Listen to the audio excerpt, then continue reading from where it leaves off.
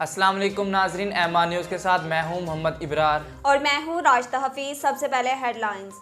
वजीर आजम इमरान खान का कहना है कि पाकिस्तान को रियासत मदीना की तर्ज पर फलाही रियासत बनाना मेरी ज़िंदगी का मकसद है।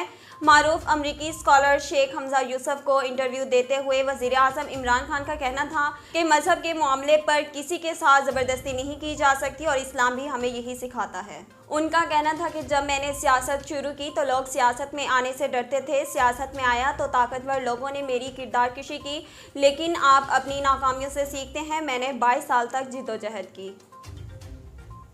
पेशावर और कोयटा समेत मुतअद्दिद शहरों में घरेलू सार्फिन शदीद अजियत में मुब्तला हैं। एक तरफ घर में चूल्हों पर गैस दस्तियाब नहीं तो दूसरी जानिब LPG सिलेंडर इस्तेमाल करने वाले होटलों ने खानों के रेट बढ़ा दिए हैं।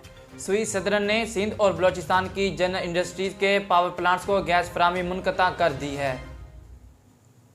तर्जमान पंजाब हुकूमत हसन खावर ने कहा कि पंजाब हुकूमत सहाफ़ियों की फलाह बहबूद के लिए सहाफ़ी बरादरी के साथ हैं। वज़ीर आला पंजाब के मुआविन ख़ुसूसी बराए इत्तलात हसन खावर ने PUJ के 9 मुंतखब ओहदेदारान को मुबारकबाद दी है। उन्होंने सदर शहजाद हुसैन बट, जनरल सेक्रेटरी शाहिद चौधरी और दीगर ओहदेदारान के लिए नेक ख्वाहिशात का इजहार भी किया। कोयटा में वाटर टैंकर एसोसिएशन ने शहर भर में पानी की सप्लाई दूसरे रोज़ भी रोक दी है। तफसीलात के मुताबिक पानी की सप्लाई बलोचिस्तान हाई कोर्ट की जानिब से टैंकर पर आयद पाबंदी के खिलाफ की गई है। ज़राए के मुताबिक वाटर टैंकर मालकान ने शहर के मुख्तलिफ इलाकों में टैंकर्स खड़े करके एहतजाजी धरना भी दे दिया है।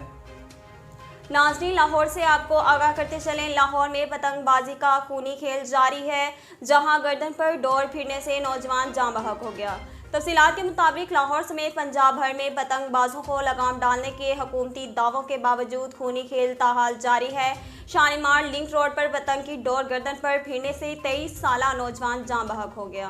पुलिस के मुताबिक मुश्ताक कॉलोनी का रिहायशी असद नामी नौजवान शॉपिंग मॉल में मुलाजमत करता था। ड्यूटी खत्म होने के बाद मोटरसाइकिल पर घर जा रहा था कि कटी पतंग की डोर उसकी गर्दन पर फिर गई। गर्दन कटने से वो मौका पर ही दम तोड़ गया।